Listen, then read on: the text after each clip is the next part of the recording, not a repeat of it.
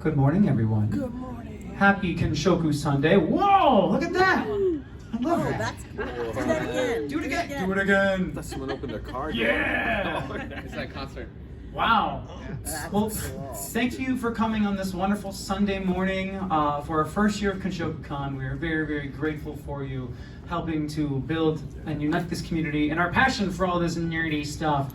And today we have our last guest panel with the wonderful Georges here. I'll hand off the mic to reintroduce themselves for the people who haven't been here the past 2 days. Come on in, folks. Here you go. Yay. More people. Hi, welcome in. I'm Grant George. This is my wife, Jessica G. George, and longtime voice actors and voiceover artists in many different things, whether it's anime, animation, video games, and then beyond to commercials and promos and trailers and narrations. And people always kind of laugh when they find something that's a commercial we did. They're like, "Oh, Shinjiro is talking in this commercial for Nissan." They don't quite put it all together, but anyway, we've seen the industry come and go in different ways, and we've had to rebuild our careers many different times through the years. And through those years, we've had lots of stories of our experiences working on some of the fun characters that you guys may have known, some you may have grown up with, some from long ago. Jessica started back when Bang Zoom was in someone's garage. Eric and Kayako at the time started in their garage. And we've been there from the beginning. She has with Akira and Sailor Moon and all those good ones that kind of were the Magic Knight Raider, then Tenchi Muyo, GXP, those ones that kind of like brought it here to North America, and then it started getting very popular, and now it's on a whole different change too. As we're starting to direct, we're seeing a new pattern. So we'll talk about anything that you guys are interested in and share our stories of making those games behind the scenes. You can hand it over that way. He introduced me, so hi everybody. I'm glad you're here. Well, thank you guys. So pretty much today we decided we just wanted to hear from them and different little events. And whoa, welcome in. Hey. So glad to have you. Different stories just from their life and from their careers and such. So if any of you guys have any questions that might fill you in on different things in their lives and careers, raise your hand and we can definitely get you to ask. I just wanted to start off because I had a question myself. I want to know how you guys met. That's just what I want to know. I mean, dynamic duo over here, so if you could fill us in. Okay, so do you remember what cassette tapes are? I do. I do. All right, so in a long time ago, the way that voiceover started and the way that you would get a long time ago, you would get your demos to other people as first a reel-to-reel, so we had reel-to-reels, and we did really cool animation and really cool artwork on the outside of them. And in fact, one of the studios in LA has a collection of like all these old voiceover talents, old artwork from their demo tapes, and that's cool art. And then we started doing cassettes, and then we started doing DATs. And anyway, so I got a call from a friend of mine who was a football player and NFL guy, and he's like, "Hey, send your demo to my friend Jeff." So I sent my cassette tape, and it took him 2 years to call me. 2 years. He goes, "Yeah, I have your cassette sitting in my studio. Who the heck are you?" And I go, "Well, who the heck are you?" We became fast and furious friends. We ended up having breakfast the next morning. And he said, "I'm doing a demo tape of this guy. Well, he's my old roommate. Will you come and listen?" And I said, "Well, no, I don't know you. So you can stay out there and tell me what buttons to push." And so I went over to his studio, and he did. He was like, "The brown one, raise that up." And it was Grant, and my hair stood on end. I said, "He has a great voice. We have to do a little bit of tweaking for his demo tapes." In those days, I was making a lot of demo tapes, and with a guy named Chuck Duran. And so he said, "Well, I want you to meet this guy." And I said, "Okay." So a couple weeks went by, and we sat down. Jeff and I were at a bagel store waiting for this dude to arrive. And in walks this kind of young guy who, remember, we've been married for almost 25 years, right? So in walks this guy in to the bagel store, and we were sitting outside, weren't we? Yeah, cool as a cucumber. And he had a big handlebar mustache. And I was like, ew. And he walked up and he goes, "Oh, I usually don't look like this, but I'm in a movie." And I go like this, okay, that's as LA as it gets. And I never liked any of that stuff. So I go, okay, you know? Anyway, we started watching a lot of really weird documentaries and cult films, and yeah, all of us just loved it. And that was the beginning of the beginning of the beginning. And then he's a little clueless. But yeah, what? But we just became fast and furious friends, the three of us. So I think he was not infringing upon Jeff's moves for me. That's right. Yeah, Jeff is now getting married 25 years later. So, and did you want to add to that? Ditto. Yeah. Okay. There you go. That is how we met. Nice, nice. Does anyone have any questions or anything to ask for now and start off? Ask crazy questions. Yes! This Get those is your crazy opportunity. With the wand. Sorry, this thing keeps coming on. I love it. What's the favorite? Have you both voice acted for video games? And if so, what's the favorite video game that you've ever voice acted for? Fire Emblem. Your favorite video game? Hey.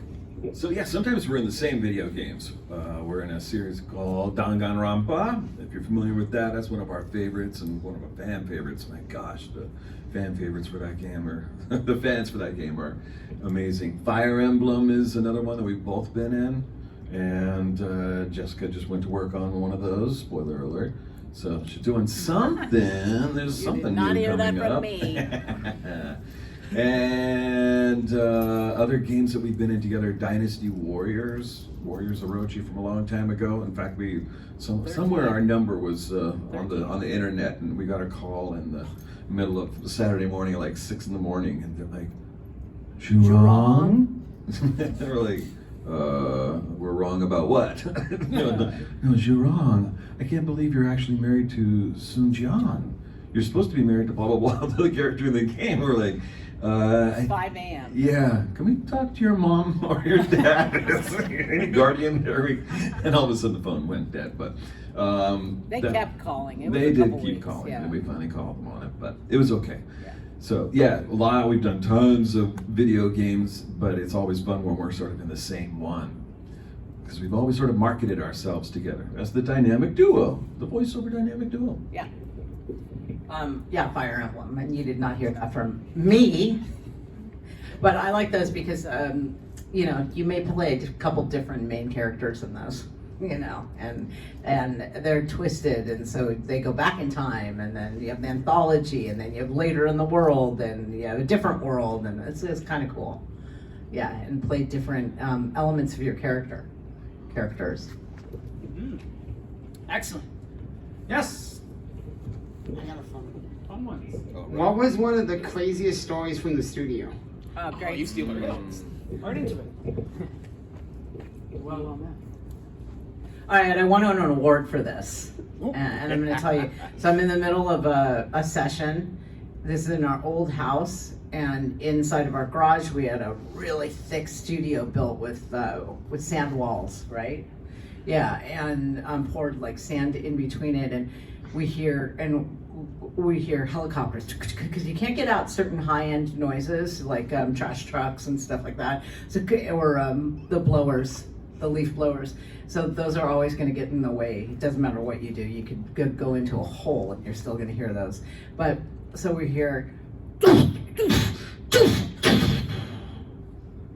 and somebody just goes, Jessica, something just happened, and I'm like, huh? Because I had headphones on, right? And I'm like, hold on for 1 second. Grant runs down the street, and the drug enforcement agents have just killed somebody at the Wendy's at the end of our street.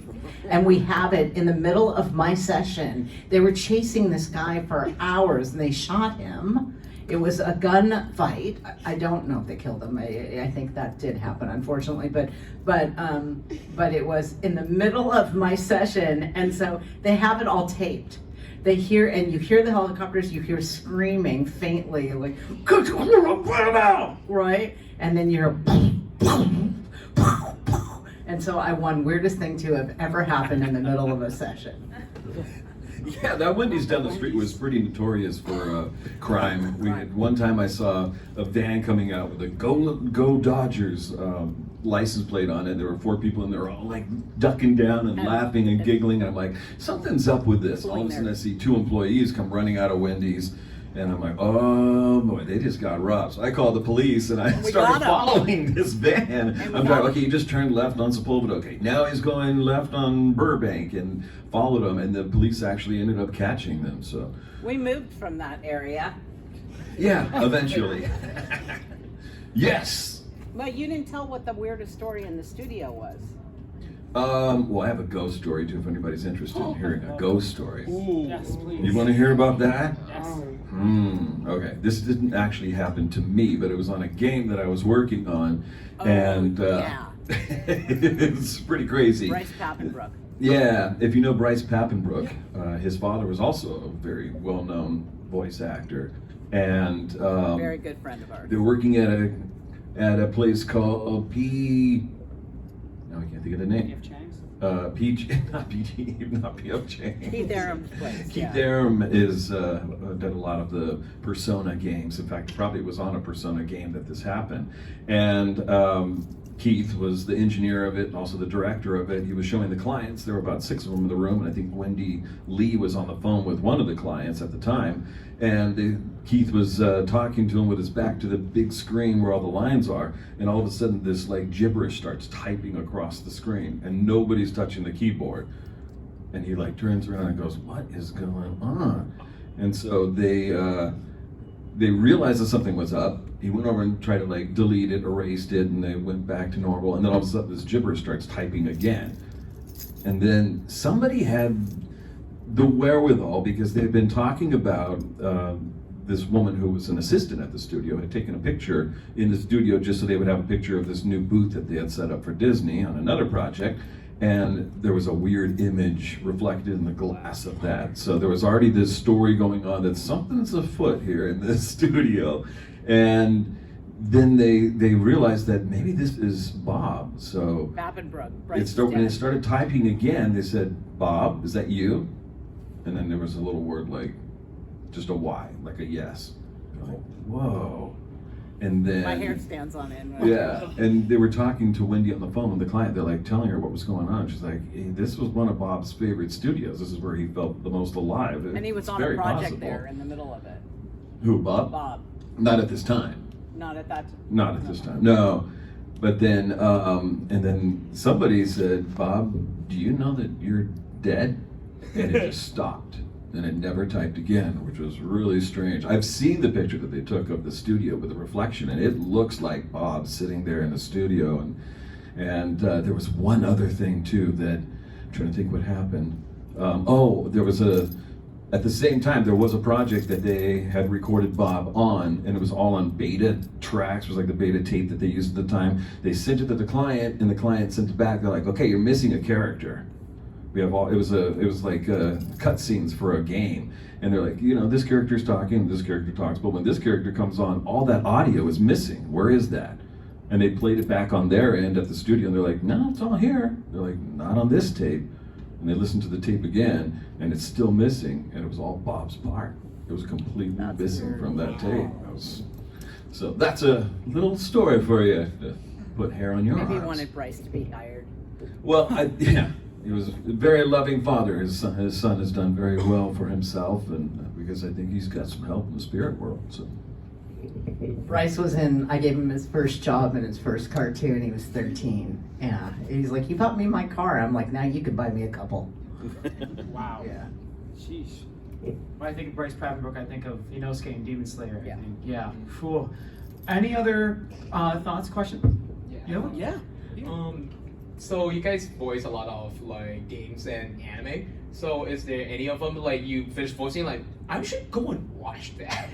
and understand more about stuff. Just curious. That we should be saying that too? Yeah, like what show you just like finish voicing? I'm like, oh, now that's like sounds interesting. And then you guys want to watch or play.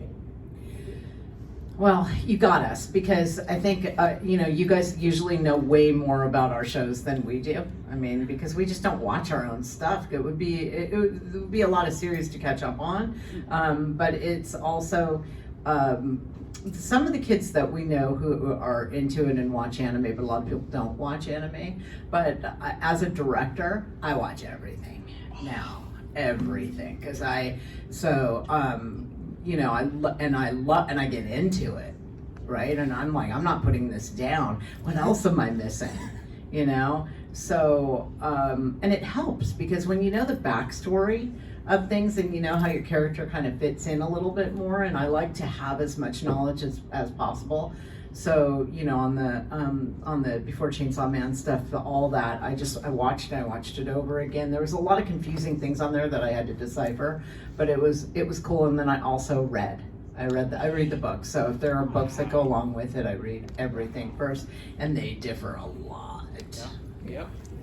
Yeah, that's one of the good things about this new series with the Before Chainsaw Man is that it is right on with the manga, if you've read that. No, So is it? you don't think so? No, it isn't Oh, at the all. first ones I No. thought were. The clucking chicken is. Oh, okay. But That's no, all. they change a lot of the identities too. So like in the sister one, it's not at all. It was like they did kind of a girl and boy, and before it was a boy and girl in the manga. It's different. Yeah. Oh, okay. I only saw the chicken one.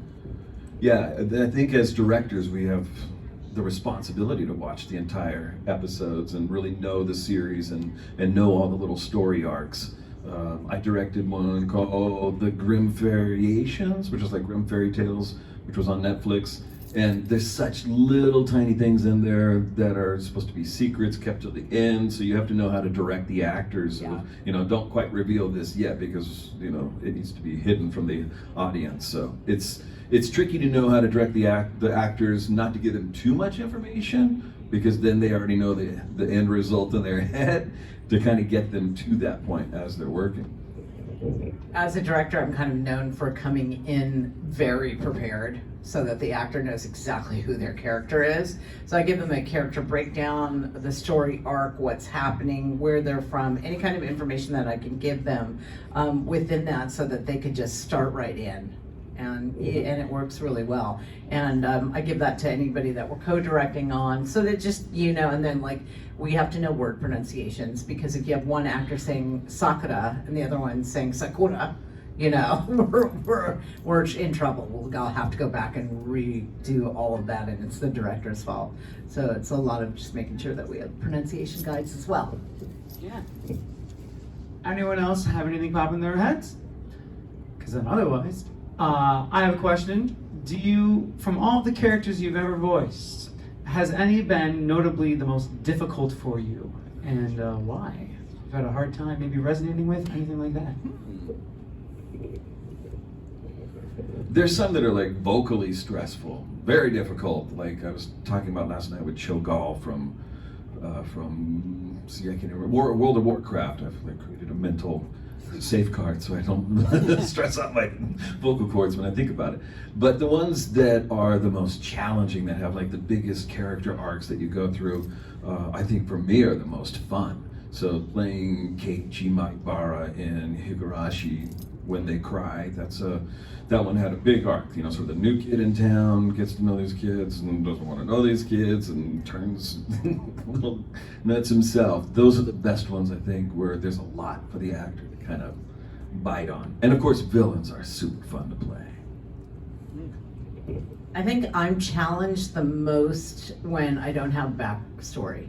So if the director is little like, okay, let's get started. And you're like, okay, where am I going? Where am I coming? And it's up to me to be like, can you give me a little backstory on this? But, the good directors will really give you that backstory, sometimes way too much. And then you're like, oh, come on, let's just start. I forgot everything you said in the first 10 minutes. But you want to get the gist of it. So those are the challenging ones, because you don't really feel it till the end. And then I always, if I feel like a person has gotten into their character, even in the work that I've done, by the end I ask to do like the first 10 line skin, first 12 line skin, which is common practice, especially in video games. You'll go back because you'll be in it at that point. Sure. Yes. Ah, who are you? I don't recognize you surprise. anymore. Of the characters you guys actually know, which character do you feel got like the worst end of the deal in the end? Oh my God, I can answer that.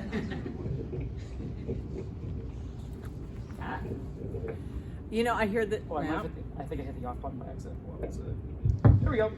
I have a joke about this because I used to get hired by this guy named Ruben Arvizu, and he would go, "Okay, you're fired," at the end, and I go, "You mean I'm dead?"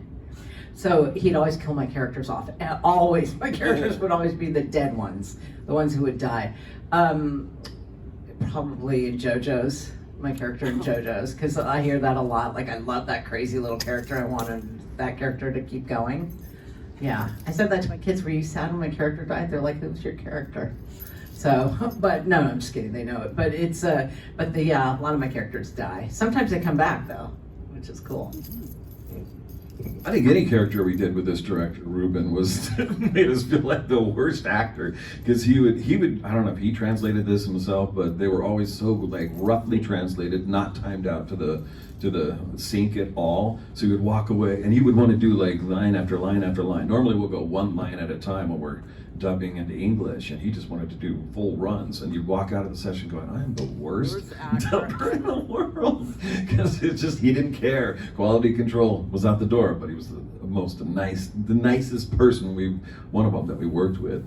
One of them that I was disappointed was, anyone seen Kekkaishi? The series Kekkaishi? There's a character in there named Gen Shishio, I think is his name, and that was a great character. I love playing that, and it was just kind of like getting to the groove of this same kind of thing where it's like the fish out of water kid with the, a half-breed who's not quite fitting in, and then all of a sudden one day, Susie, the director, says, "Sorry, this is the last day." He goes. I'm like, "No, you can't kill him off." So anytime they get killed off, I think is the worst. Can I add to that? Add to a little bit to your question. I'm making my own question on top of your question.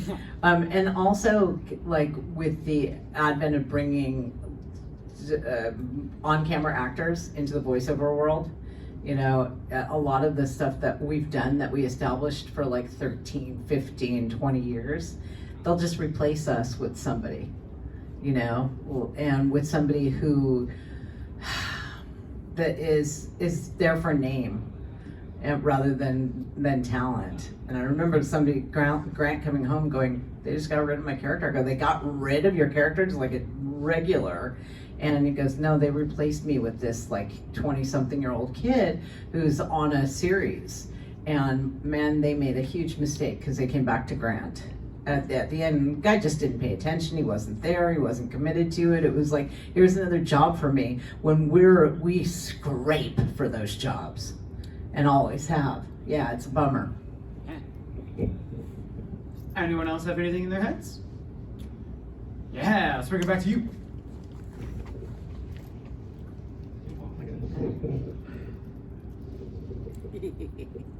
Did you ever eat at that Wendy's, and was it good? Talk to us about the Wendy's more.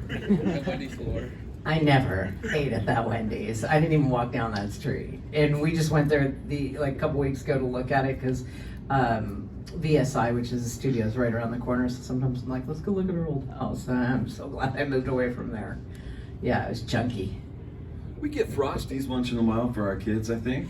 Not me. I used to know somebody who was a manager at Wendy's. "Hey, you know why the hamburgers are square?"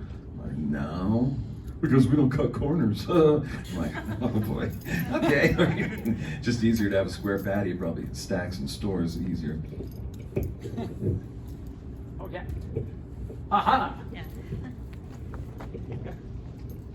So what are some skills and experiences helped you transition from voice actor to directors? And since becoming directors, what is kind of helped you to grow as directors? What are some things that you've learned along the way that's really helped you to become?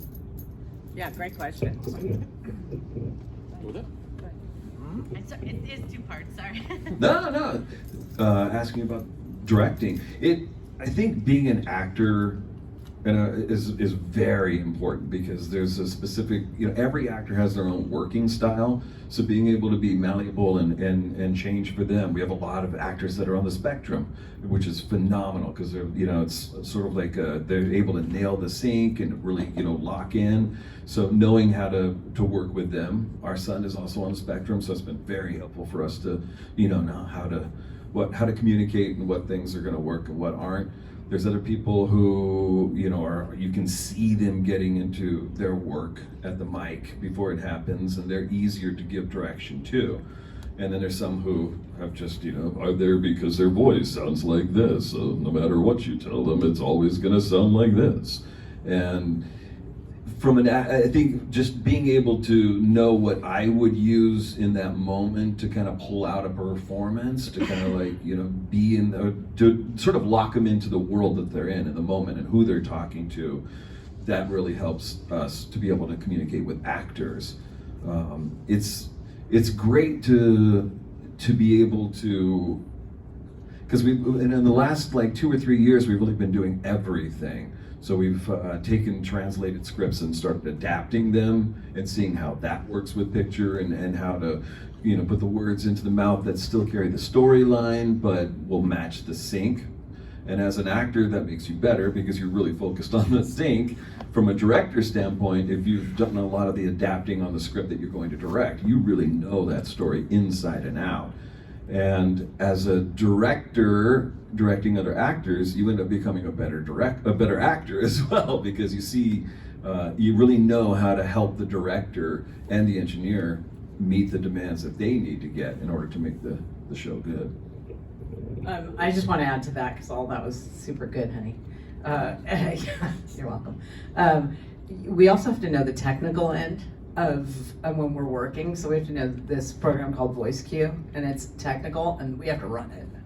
So you're running it, and you're directing, and you're acting in it. You're usually having to fly in between two other actors to pick up incidental characters that they are not going to, or that we missed, or something like that, or that it hasn't been cast, or that's been given to us.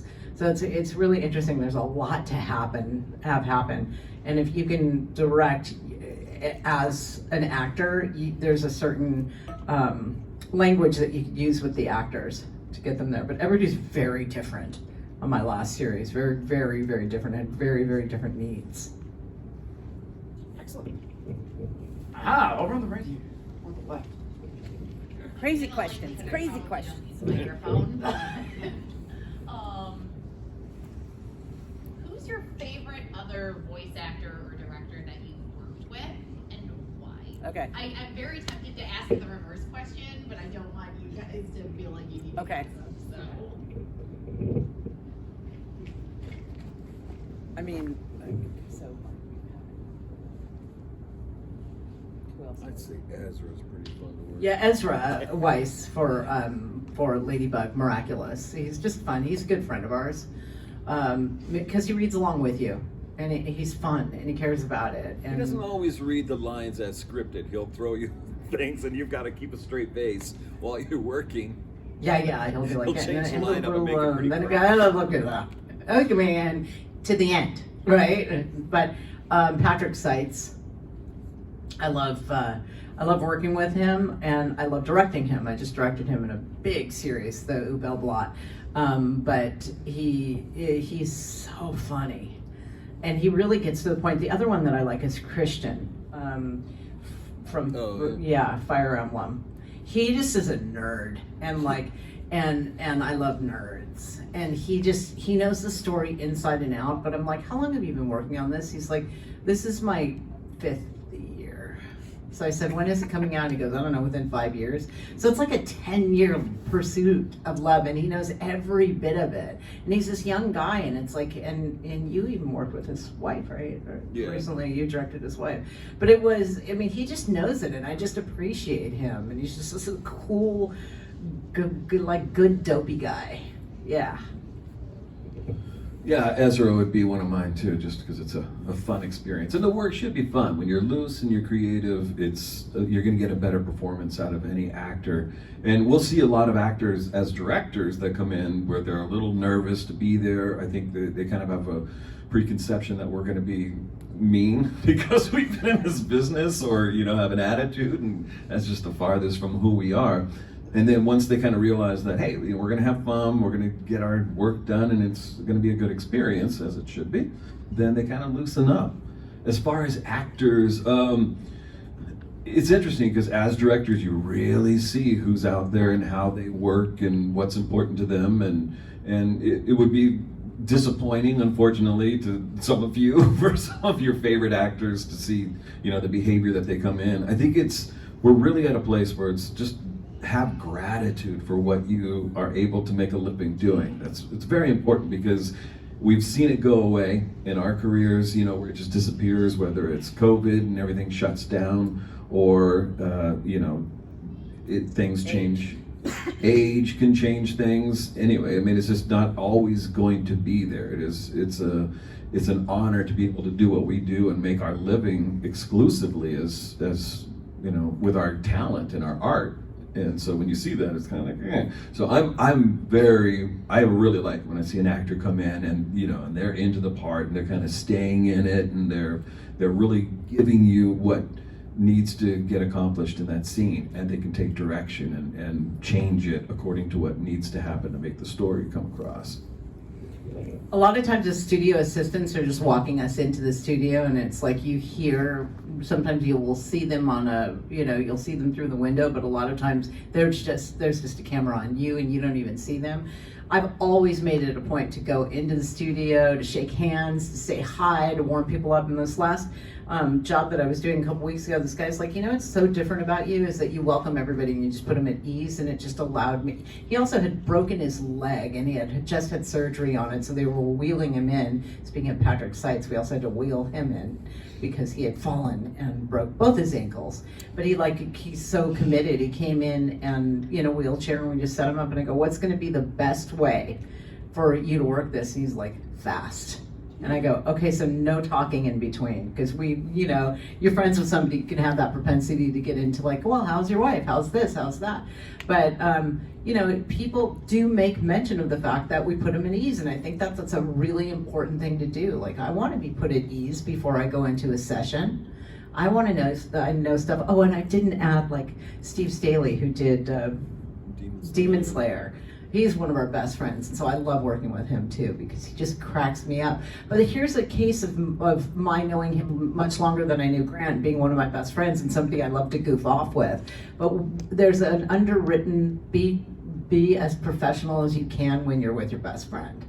Like, because it's got to make him look good too. And Bing Zoom's like no joke. You go in and you work because you want to continue to work with them. Any thoughts from anyone else? Yeah. Aha, yes.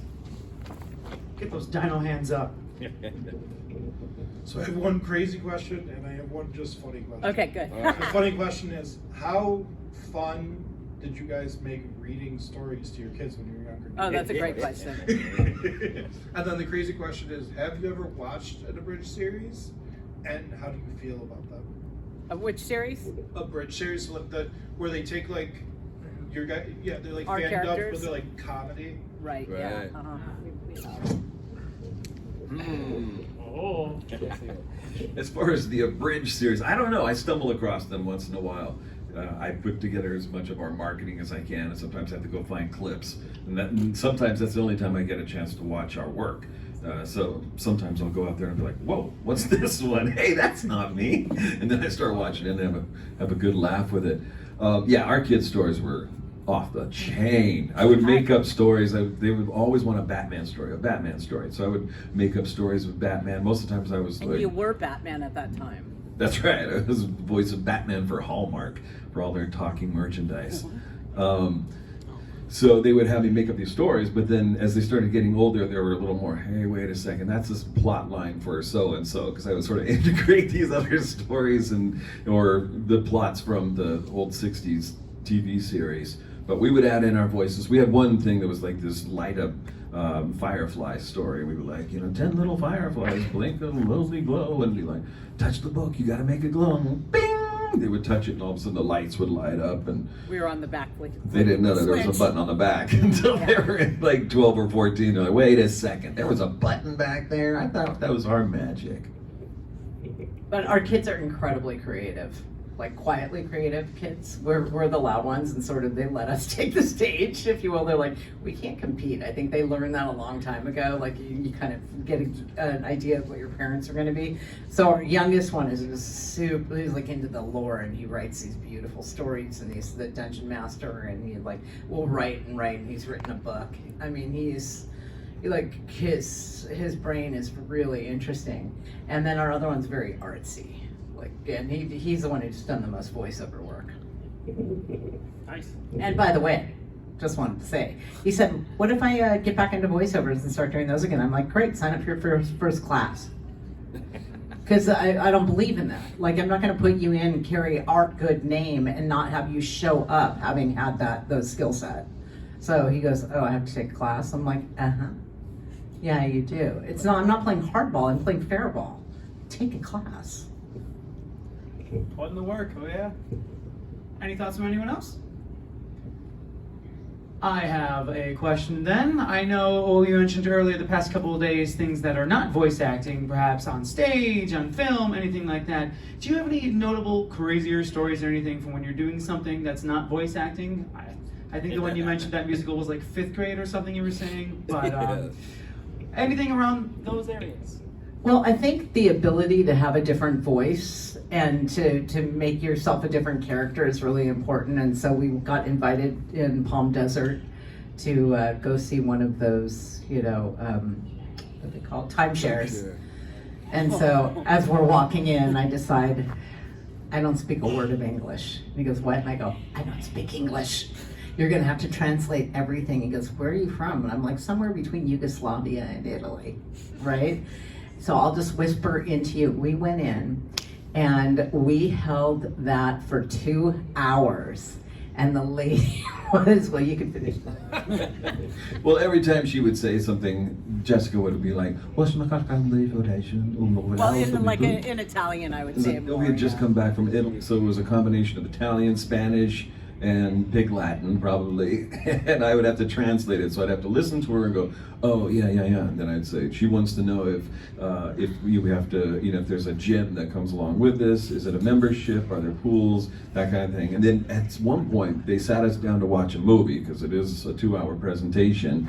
And just as the doors are closing, we heard her talking to another guide that was with another group. She's like, oh my gosh, the lady I have doesn't even speak any English. And the doors closed right there. We're like, yeah, we got her. But we kept it up all the way to the point where we were driving away, looking in the rearview mirror, and just lost it, had to pull over.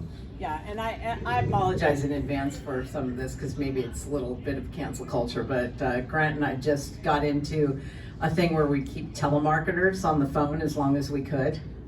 And different voices. So, and then what we do is we run into the studio. So they're like, this call's being recorded. I'm like, okay, you too, right? And like throwing out some character, and then in 2 seconds later, it's going to be like a Russian lady. But I'm like trying to establish the character. But we will keep them on the phone and as long as we can. I think 45 minutes was the longest we kept somebody on the phone who was trying to sell us timeshares in Florida. Lights had gone on. And we had convinced him that we were a family of 9, and I was her son, but also her husband, and we had children ranging from age 40 down to 9 months. And finally the guy's just like, I'm sorry, I gotta let you go. I'm sitting here in the dark. They've already turned off all the lights, locked all the doors. I'm the last one in the building. And we had convinced him that we were at one of the religion where they believe in the rattlesnakes and all that. And Snake charming. Yeah, the snake charming religion. So finally we called it, you called us. So every time somebody calls, we'll go play the speakerphone, run into the studio, record it, and then post it later on. YouTube. Oh yeah. Yeah, we have a whole YouTube channel committed to it. Yeah, it's pretty funny. And I don't tell too many people that because, you know, I don't want to get canceled. But I tell people it's pre-cancel culture. Now we're a little bit safer. Fair enough. Wow. And at the moment, before I throw another one out, yeah, do it. So you guys have been working on video games and stuff. Is there any video games you really wish you would have been a part of? Yeah. Everyone. Everyone we weren't. But Yeah, that's probably the answer. Is everyone that we were not in. We audition for a ton of stuff all the time, and it's, you know, there's some that come through. They're like, oh yeah, this is going to be great. There's some that we get and we go to the job. We're like, oh shoot, I don't want to be a part of this. But yeah, I don't know if there's any like specific ones. I think it's also nice to stay in the same ones that you were in, like Persona, when Persona came back with the reload, and all of a sudden they were calling us going, okay, there's going to be a little change on this game. We're going to be casting a few other characters with different voices. I'm like, none of us, our voices haven't changed in 10 years, you know, why can't we do the same character? But I guess Japan wanted to change it up and, you know, mix it up for a new generation, and they decided to invite some of the original voices to come back and play other characters, which was nice. But it was, you know, some of these are like, Shinjiro Aragaki is like my guy. Like I don't want to give that up to somebody else. So. And I also want to say, I always find stories in stories, and that is that, like, when I was casting the person I was co-casting with, I'm like, how come I'm not hearing anything from this particular agent's office, which happened to be the agent Grant and I are with? And he goes, I don't like working with her. And I said, why? And so if an agent, you're going to get stuff that your agent gets. That's the only way you're going to get it. Grant and I happen to be long time in this business, so a lot of people just send us stuff directly. Like Bing Zoom will not even go through our agents. And they do that with the people that they've had 40-year relationships with. You know, they're like, send it to this person, definitely send it to that person. So they have somebody on staff that does that as well, or they'll do it directly. So you're kind of only as good as what your agent's going to collect for you too, which makes you think, I need more. I need to figure out how to get into these things. Because in LA, people like to pigeonhole. They're like, okay, these top 4 agents are going to be the ones that are going to hold the biggest talent. And so those talent are going to be used over and over again. And I got news for you. Having been in this business for a long time, and here's my thought, okay? If they don't know who's directing them, you know, and what we've done, some are like fanboys. Like they'll be like, oh my God, thank you so much, so cool working with you. And others treat me like I'm the help. And I'm like, wow, they really didn't do their homework. They have no idea. But you remember those people. But it's interesting that they're used over and over and over again. And Grant and I are 2 people who believe in giving new people work, because they're just as good. There's no way to figure out who's better than the next person. It's like, who shows up for the job? But again, who do we rely on to bring us those jobs too? It can't just be agents, especially if they've one time had an issue with a casting person, and that casting person will never call that agency again. That's not a good thing when there's such good talent behind that agent. And on that note, thanks for coming to the newest anime convention, giving us a chance.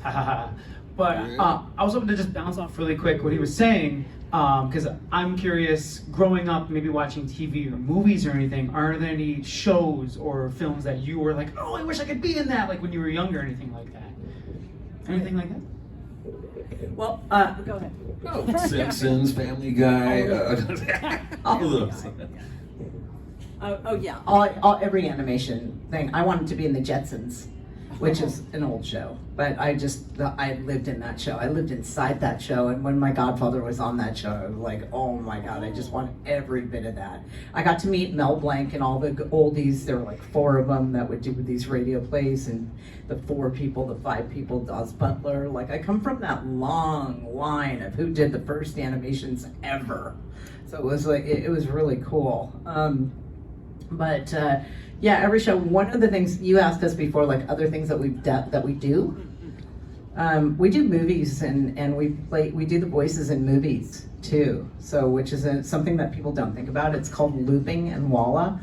So if the 2 of us were were principal actors, they would be boom micing us, maybe, and we would be talking, but all of you guys who would be whispering in the background or asking questions is not really you, because they're not paying you, and you're not mic'd, they're not paying you to be an actor that speaks.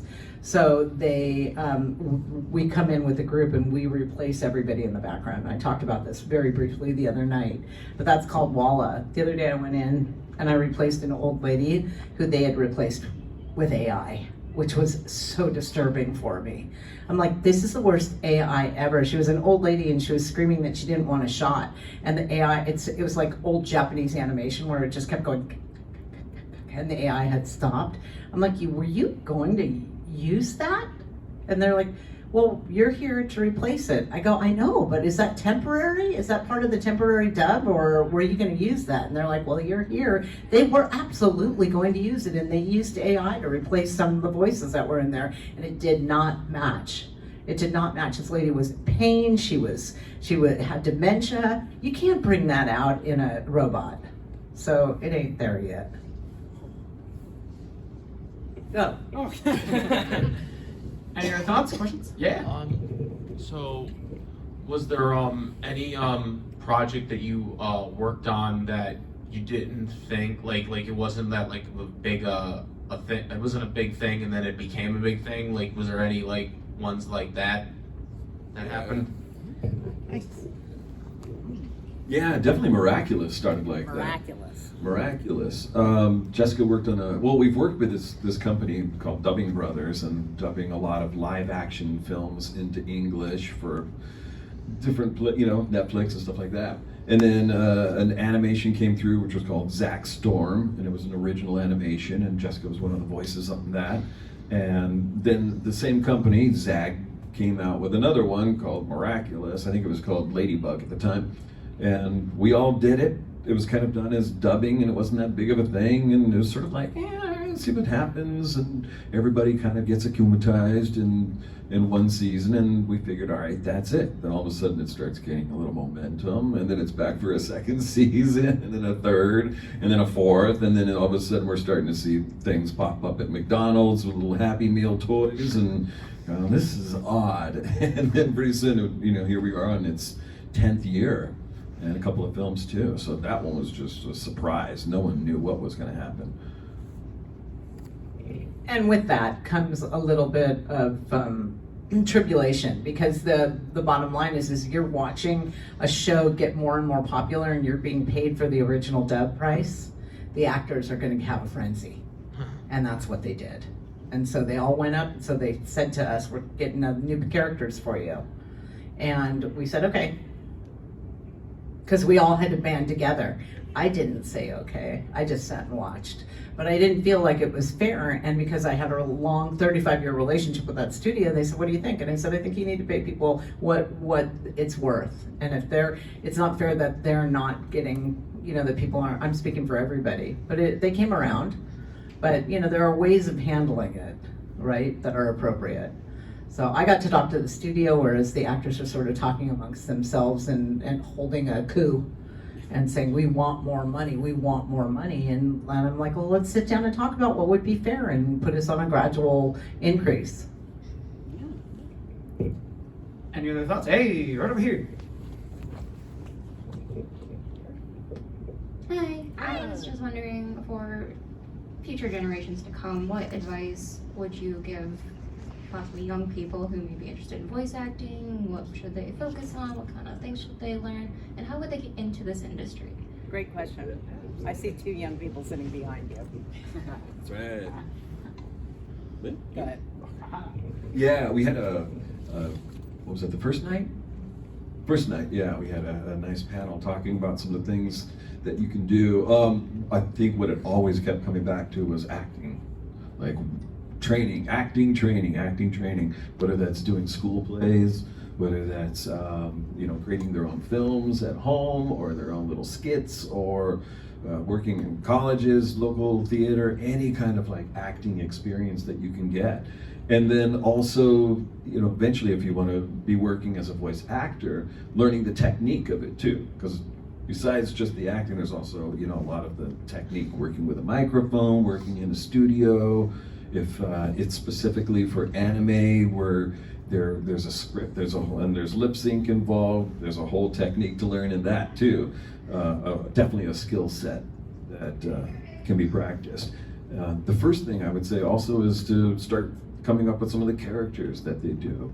Figure out where they belong in terms of, what is my natural voice, and my sort of kind of nerdy and little, or my sort of a stronger voice, and working on other characters by observing all the people in the world and all the animals in the world and kind of putting voices to what they might sound like. So my dad was a pro tennis player, and he would say to me, you have got to study with the best to be the best. And so in those days, if I was, I lived in LA and I was really lucky, but then I wanted to go and study it with this particular person, I would go to New York, and I lived in New York for 10 years. I came to the city and lived in New York City for 10 years and studied there. And then I'd go back and I'd take an animation weekend seminar with one, with like Pat Fraley or Cam Clark, or like one of the big people. I think it's really important, and those are the big people of my time. There's so much stuff that's out on YouTube and so much stuff on TikTok, but those aren't necessarily voiceover talent. Those are people who have maybe done 1 or 2 jobs, or actors. They don't really know the business. So like it's really important to start with a voiceover class and just jump right into it. And there's great youth voiceover classes too. So Leanne Zager teaches a great one, and there's so much more at your fingertips now than there was when I was growing up doing this. I started when I was 15. So you have that advantage. You could sign up for a voiceover class today when you get home, if they're costly. But so then you just start looking for some fun like skill set stuff on YouTube, and you can do some little classes that way. But without having the background of studying, you're not going to get past a certain, unless you're lucky. But luck doesn't always last. So it's like, come in with that skill set and you'll be seen. Especially when you're young, you have such an advantage. But again, we told our own kids, you need classes. Absolutely. We have a couple minutes left for a few more questions if anyone has any. Haha. All right. Yes. Sorry, shocked you. Is there any memorabilia of your characters or each other's characters that you have collected over the years? Mm-hmm. That's a great question. Yeah. You should see what our studio looks like. It's like there's that much space I have in it. Mostly it's fan art, because I love that stuff. Just saying. That like fan art, man, it makes me so happy that people spend the time to do that, and I just receive that. It's a gift. It's a huge gift. So all of our fan art goes all over our studio, or all over our booth, so it's everywhere. I like some of the older characters, some that I was talking about before, like Flintstones and Jetsons and stuff like that. So I have a lot of the posable characters from that. But we have our stuff everywhere, especially when Hallmark used to send us all our characters. The talking toys and talking pickles and bears. Batman.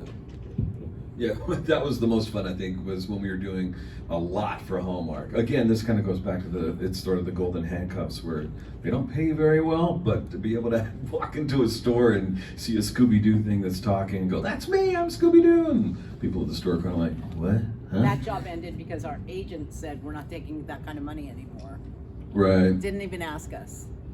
So we just, we wanted to keep doing it. Right, yeah. But that was fun, being able to have like talking pickles. There was a bear that would, you push the foot and would talk to you, and Scooby-Doo and Shaggy too, and all kinds of fun stuff. I was the original voice of that bear, and then I heard I lost it to him. But we would buy like 5 or 6 of these, so we'd give one to our kids, our parents would probably want one, and blah, blah, blah. And so we had like thousands of these stuffed things, and finally we're like, okay, let's downsize to 1. But now the batteries kind of wear down on this, so like... So yeah, I mean, our place is filled, but we've got it only into a box now, as opposed to, well, I do everywhere. Yeah, it's cool. The craziest question we can get from anybody. It doesn't. Come on, I know it's in you. Yes. Haha. So because you do compete, for different roles together, how do you strengthen your relationship because you are competing so that you're, when you get angry with each other, a relationship is so important. And you've been married for so long, obviously that is something that, does come in from time to time where you are competing. Like two bears. There's no competition. It's I'm like, oh, you went to work today? That's gonna be wonderful. So I need this new couch. I love this jewelry piece that I'm seeing. He can work all he wants. Yeah, I'm good with it. No, it all goes into the same pot. And I don't think we've ever looked at each other as competition. I was just kidding back there. It was just a funny thing that he beat me out of that job. But yeah, do you feel competitive with me? We've seen friends of ours being competitive, and it's ugly. But like, she doesn't like when he works, and like, but it's now stopped him from being this. He's a great voiceover talent, but like on camera would have been perfect for him too. I love and support when Grant's working. I love and support it. Yeah, especially when you have kids in college. Yep. See? All right. Got one more. Absolutely. Perfect. So I know all couples have disagreements. Have you guys ever done voices at each other during a disagreement? Just to like move it off. Your characters against each other.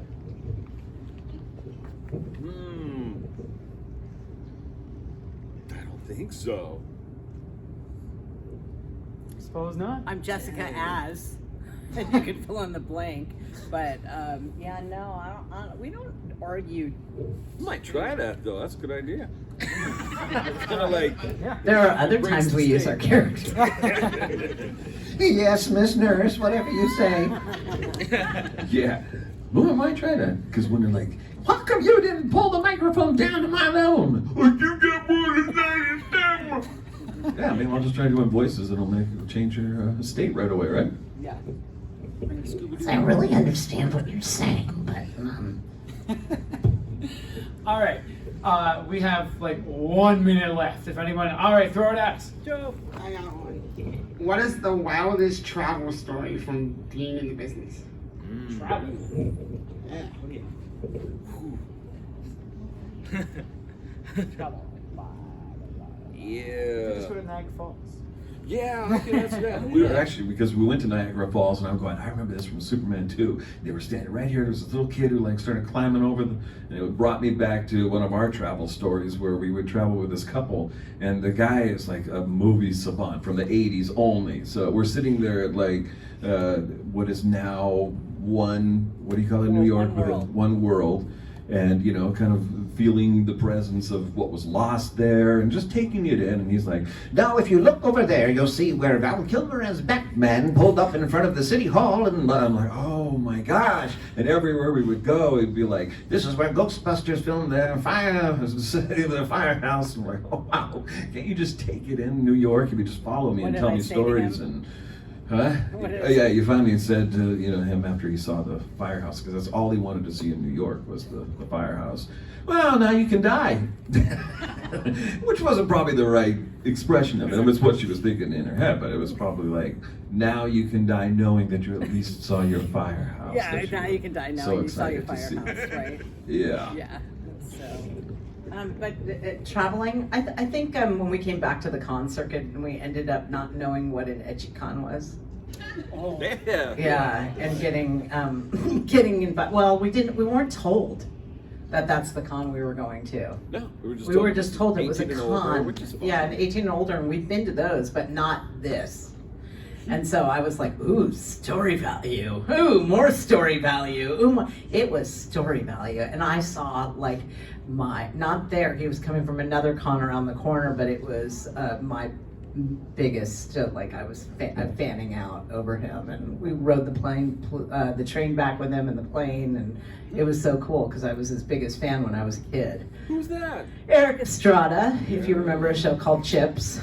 So yeah, so he was talking to my kids, and I was hanging out with him. Happened to just have a magazine with his face on it while he was in front of me, and he was trying to explain to the TSA person who he was.